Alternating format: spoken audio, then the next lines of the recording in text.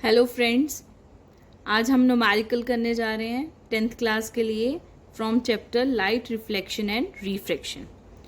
तो first question हमारे पास है, एक ऑब्जेक्ट है 5 सेंटीमीटर का in size is your 5 centimetre. तो ऑब्जेक्ट का साइज है तो हमें पता चल रहा है दैट इज H1। ऑब्जेक्ट का साइज H1 से डिनोट करते हैं विच इज 5 सेंटीमीटर। तो प्रिंसिपल एक्सिस के ऊपर ही होता है ऑब्जेक्ट, पॉजिटिव आंसर आएगा। तो positive 5 centimetre is placed at a distance of 20 centimetre. इसको कितने डिस्टेंस पे रखा है? 20 सेंटीमीटर पे रखा है। It means that is u. तो u is here 20 centimetre from a concave mirror. तो यू इज ऑलवेज नेगेटिव, तो यहां आ जाएगा नेगेटिव 20 सेंटीमीटर। आई होप यहां तक क्लियर है। कनकेव मिरर है, फोकल लेंथ जिसकी क्या है 15। तो हम जानते हैं कनकेव मिरर में फोकल लेंथ क्या होती है? नेगेटिव। तो negative 15 centimetre. At what distance from the mirror should a screen be place to get the sharp image. बताइए किस पॉइंट पे हम मिरर को रखें ताकि शार्प इमेज मिले। It means we have to calculate v, also calculate the size of the image, और हमें साइज भी बताना है। Means we have to find H2 also. ये हमारे पास कंप्लीट इंफॉर्मेशन है जो इस क्वेश्चन से हमें मिली है। ये क्वेश्चन 2011, 2017, 2016 में आ चुका क्वेश्चन है। तो इसे देखना, इससे हमें एक बेस क्लियर होगा कि किस तरह के किस टाइप के क्वेश्चन जो है वो एग्जाम में आ रहे हैं। चलिए स्टार्ट करते हैं हम इसको सॉल्व करना। तो हम देखेंगे यहाँ पे, आप बहुत अच्छे से देख रहे हैं कि we have to calculate v. Mirror की बात हो रही है तो मिरर फॉर्मूला लगेगा that is 1/f 1/u plus 1/v। Put करते हैं, v सॉल्व करना है तो हम इस फॉर्मूले को लिख सकते हैं 1/v is your 1/f minus 1/u। हम इसको इस तरफ ले गए। 1/v is your 1/, focal length is your negative 15 और u इज योर नेगेटिव 20। तो माइनस 1/15 प्लस 1/20। यहाँ तक देखिए कोई डाउट है? जब हमने इसे सॉल्व किया तो हमारे पास, अब हमें इसे एलसीएम निकालना पड़ेगा। तो देखिए कैसे, 15 और ये आ गया 20। हम किससे कर सकते हैं? Let it be 5 5 3 5 4 then 4 then 3। It means 20 और हमारे पास 3 मल्टीप्लाई करके कितना हो गया? 60। तो एलसीएम आ गया 60। नेगेटिव का नेगेटिव ही रहेगा। 15 और यहाँ क्या आएगा 4 प्लस 20 है तो यहाँ क्या आएगा 3। तो आंसर आ गया -1/60। तो -1/60 आंसर है 1/v का। हमें v फाइंड करना है तो रेसिप्रोकल करेंगे या क्रॉस मल्टीप्लाई कर लो इसको इधर से इधर, या रेसिप्रोकल कर लो। तो v is your negative 60 centimetre. तो v हमने कैलकुलेट कर लिया है। अब हमें कैलकुलेट करना है सेकेंड पार्ट इसका, we have to calculate H2। अब H2 सॉल्व कैसे होगा? तो हम जानते हैं मैग्निफिकेशन के फॉर्मूले से m इज योर H2/H1, जिसे कुछ बुक्स डैश और h भी लिखती हैं। कोई प्रॉब्लम नहीं, आप वैसे लिख सकते हैं, बट मैग्निफिकेशन भी गिवन नहीं है और हमें H2 भी गिवन नहीं है। तो दो टर्म्स अगर गिवन नहीं है तो हम फॉर्मूला नहीं लगा सकते। इसी का फॉर्मूला एक हो रहा है, कोई बता सकता है वो फॉर्मूला क्या है? बोलिए। -v/u। ठीक है, आपने फॉर्मूले याद रखने। -v/u, तो हमारे पास क्या फॉर्मूला बन गया? H2/H1 -v/u। We have to calculate H2। तो हमारे पास क्या आ जाएगा? H2 is equals to -v/u into H1। ये यहाँ से यहाँ मल्टीप्लाई कर दिया। तो H2 is your negative v, तो v भी नेगेटिव है -60, यहाँ से लिख रहे हैं हम। u हमारे पास है नेगेटिव ऑफ 20 इंटू H1 है 5, positive 5। Negative negative positive, but ये नेगेटिव है तो ये रहेगा 0 और 0 कैंसिल, 2 1s 2 3s, तो आ गया -3 इंटू 5। तो H2 हमारे पास क्या आ गया? -15 सेंटीमीटर।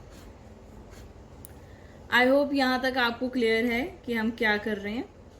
तो हमारे पास H2 जो है वो आ गया -15। तो हम समझ रहे हैं कि इन्वर्टेड इमेज है, रियल एंड इन्वर्टेड इमेज बन रही है। तो अब हम बनाएंगे इसकी रे डायग्राम। देखिए, जो न्यूमेरिकल हमें पूछा गया है, ऊपर जो हम मेंशन किया जा रहा है, यहाँ डिस्प्ले हो रहा है आपकी स्क्रीन पे, इस न्यूमेरिकल में हमें रे डायग्राम नहीं पूछी है, तो यहीं पे इसका आंसर खत्म होता है। बट अगर यही क्वेश्चन होता और हमें रे डायग्राम इसके साथ पूछी जाती तो हम इसको कैसे करते उसको देखते हैं। नाउ हमारी इंफॉर्मेशन है जो हम न्यूमेरिकल सॉल्व कर रहे थे, उस हिसाब से हमारे पास जो u है दैट इज योर -20, जो v है वो अभी हमने सॉल्व किया -60, जो फोकल लेंथ है that is your -15। I hope बात समझ आ गई है यहाँ तक। H1 क्या है? +5। H2 क्या है? -15। देखिए अब रे डायग्राम, कनकेव मिरर है तो हम इसे कनकेव मिरर को बनाएंगे, इसे आउटसाइड से पॉलिश कर देंगे। इस न्यूमेरिकल में रे डायग्राम आपको नहीं पूछी गई है तो आप इसे नहीं भी बनाएंगे तो कोई प्रॉब्लम नहीं है, बनाना ही नहीं है। बट अगर पूछा जाता है तो मैं उस केस के लिए आपको करवा रही हूँ। तो ये सर्कल इस तरफ कंप्लीट होगा और फोकल लेंथ 15 है, इट मीन्स हम यहाँ मान लें f, और यहाँ से यहाँ फोकल लेंथ कितनी है? f is your 15 centimetre. जब आप रे डायग्राम बना रहे हैं तो आपको नेगेटिव साइन नहीं लगाने हैं। ये शो कर रहा है कि ये पोल से इस तरफ जा रहे हैं तो इट शुड बी नेगेटिव। अब u ऑब्जेक्ट डिस्टेंस है हमारा 20 पे, ये अगर 15 है तो रेडियस ऑफ कर्वेचर क्या होगा? c तक क्या होगा? 30। पोल से c तक का डिस्टेंस 30 होगा, इसका डबल। तो u जो है वो 20 है, इसका मतलब यहाँ कहीं भी ले सकते हो। तो ये मैंने u बना लिया जो कि कितने डिस्टेंस पे है? u is your 20। I hope ये बात क्लियर हो गया। मैं यहाँ लिख सकती हूँ r इज इक्वल टू 30, वो आपकी मर्जी है, उसको लिखने का कोई बेनिफिट नहीं है मुझे। मैं समझ रही हूँ v जो है वो 30, c तक 30 है तो इससे पीछे बनेगा। और मेरी नॉलेज भी यही कहती है कि जब c और f के बीच में ऑब्जेक्ट होता है तो इमेज c के बिहाइंड बनती है। तो अब इसकी रे डायग्राम बनाते हैं।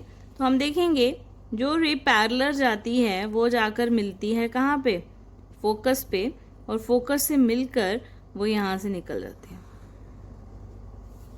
ठीक है, ये रे डायग्राम है, यहाँ से ऐसे आई, एरो रिप्रेजेंट कर रहे हैं कि डायरेक्शन क्या है।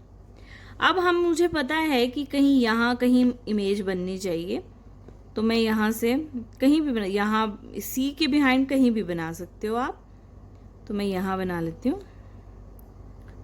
अच्छा, पहले ये रे लेंगे, ये इंसिडेंट रे है, एरो रिप्रेजेंट कर रहा है, और ये यहाँ से इक्वल एंगल बनाकर यहाँ से निकल गई।